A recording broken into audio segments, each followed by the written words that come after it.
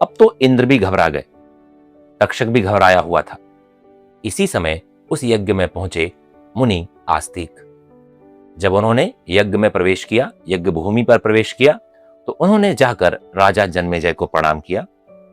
उन्होंने अपनी बुद्धि का प्रयोग करते हुए राजा जन्मेजय की प्रशंसा की और साथ ही बहुत सी ज्ञान वाली बातों से उनको प्रसन्न कर लिया।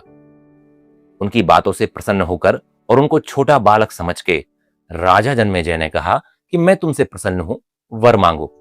मांगे ब्राह्मण, क्या चाहते हैं? उस समय वहां पर जो अन्य ऋषि उपस्थित थे, उन्होंने जन्मेजय को सावधान भी किया कि इस बालक का इस समय यहां आना एक छल हो सकता है। लेकिन जन्मेजय ने कहा कि मैं एक क्षत्रिय हूं, मैं अपने प्रण से पीछे नहीं हट सकता। तब उन्होंने पुनः ऋषि आस्तिक से वर मांगने के लिए कहा। आस्तिक मुनि बोले, यदि राजन आप मुझ पर प्रसन्न हैं तो यह यज्ञ यहीं रोक दीजिए। पूरे यज्ञ भवन में सन्नाटा छा गया, लेकिन राजा जन्मेजय अपने वचन से पीछे हटने वाले नहीं थे। उन्होंने घोषणा की कि यह यज्ञ आज यहीं समाप्त होता है।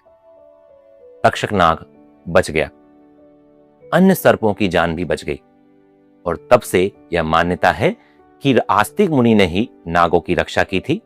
इसीलिए सभी नाग आस्तिक मुनि का, उनके नाम का सम्मान करते हैं और जिन घर की दीवारों पर आस्तिक मुनि की आन लिखा होता है, उन घरों में नाग प्रवेश करके अनिष्ट नहीं पहुंचाते।